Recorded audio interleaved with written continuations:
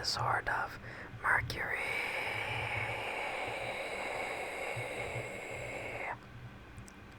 And today,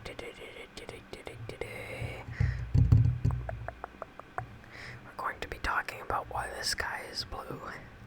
I know it seems like very basic, but I promise you it has a pretty interesting explanation behind it and what other things that actually does affect, including sleep, dreams, and our ability to actually experience things like dreams, as well as physiological effects on our body.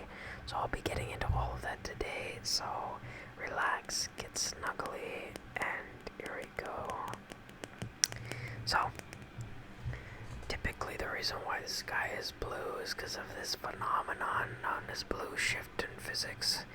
And it means when light moves towards you, the shorter wavelengths essentially are compressed. The wavelengths are compressed.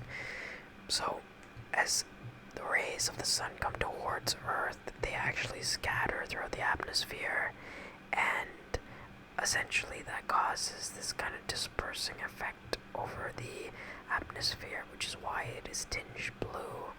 And, we can see, or say, sky's not blue at night. Well, essentially, no, it's not. As you will notice, as the sun sets, or rises, you see the red wavelengths that cause the horizon to appear red or orange, or more in that line of the spectrum. However, when essentially the sun sets at night, there is this effect that is going on, since blue shifting is not occurring anymore because the sky is obviously not blue, or it's not lit at all. There's a lack of light.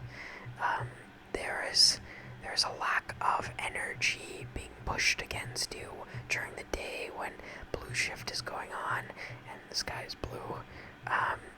The energy rays are actually pushing against your energy, and it actually is preventing things like you experiencing stuff like dreams that is frequent.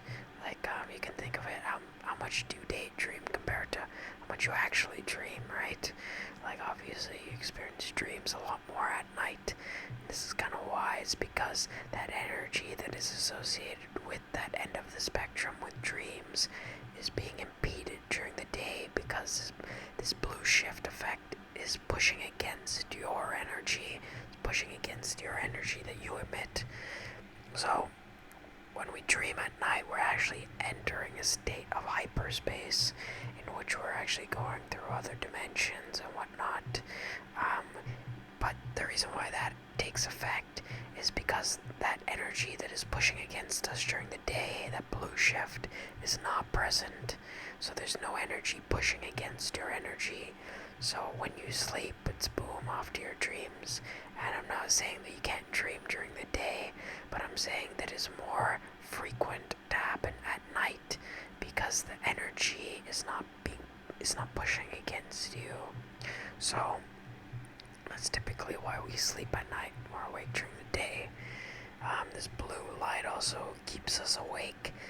It's shown actually in psychology that blue light actually makes the brain stay alert, and it keeps you aware, which is why looking at your cell phone at night is not good, because it alerts your brain to the concept that you should be awake. Same thing with all forms of artificial light that we look at night.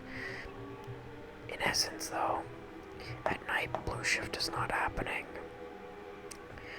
So blue shift slows down your energy, and it prevents this disconnection that happens during dreaming between the states of consciousness. So things like astral projection, lucid dreaming, it's more prominent to happen at night, and that separation into hyperspace can take place. And this kind of relates a lot to the concept of what is known as wave-particle duality, wave-particle duality, wave-particle duality.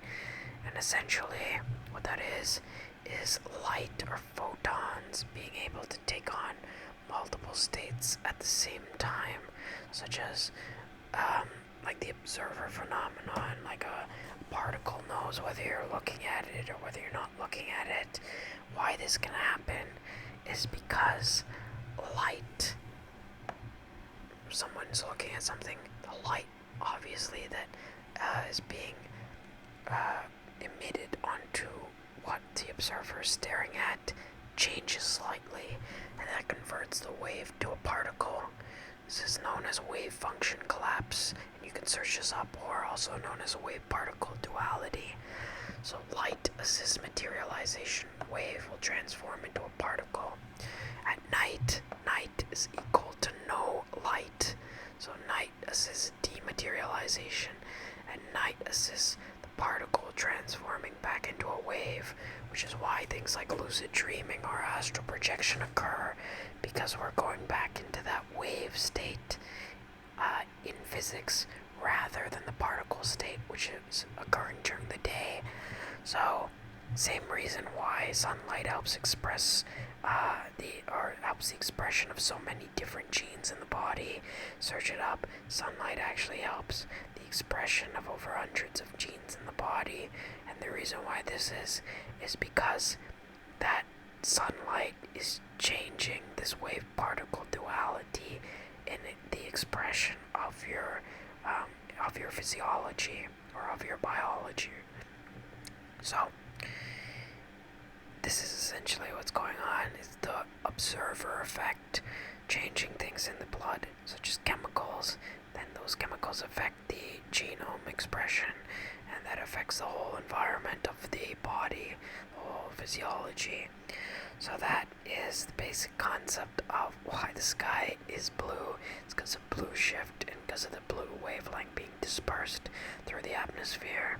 So, and it's slowing down your vibration, or rather specific vibrations, such as those associated with detaching consciousness at some level, such as we see in astral projection or lucid dreaming, to the point where then you can disengage from physical sensory perception, because that energy, like almost speed limit, is not occurring. So this is also parallel to concepts of entanglement. So one of the ways you could look at it is phenomenons like entanglement is less likely to happen when there's light. It's more likely to happen when there is no light. Same reason why dream during night and not so much during the day. So I hope you've enjoyed this. Remember, it's all based on how your body interprets this energy. So look into blue shift if you want. Look into wave-particle duality. Look into wave function collapse. Look into how blue light affects your physiology. Look into all that. I always encourage you guys to do your own research and not just take my word for it. The only reason I'm here is to summarize this and make it more understandable for people. But in essence, that's what I have for you today. This is a shorter video, obviously. Let me know if you like to see more concepts like this of something very something elementary in the world, such as why the sky is blue, even though the physics around why it is blue is not so elementary. It's not uncomplicated, but almost there.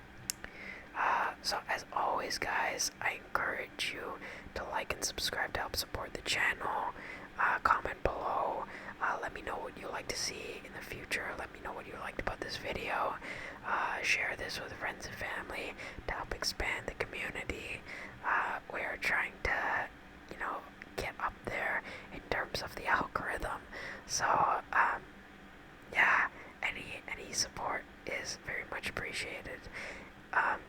Also, you can find my links below to Instagram and Instagram at top_source, or as I said, I will link it in the description below.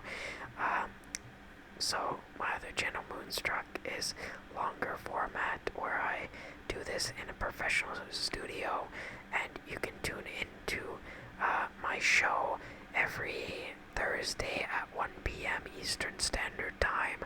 If you search up on Google Riot Radio and go to that link, DC Media Hub, you'll be able to tune in and watch me talk live on air about similar topics to this.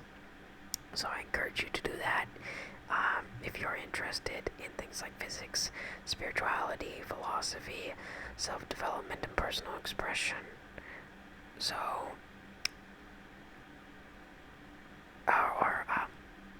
self-expression, personal development. Got a little bit backwards there for a sec. So that, again, is what I have for you today, here on the Sword of Mercury.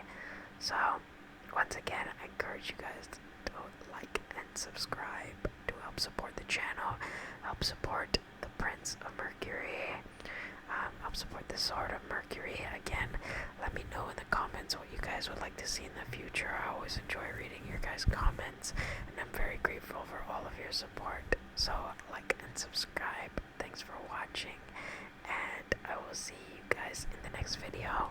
Bye-bye.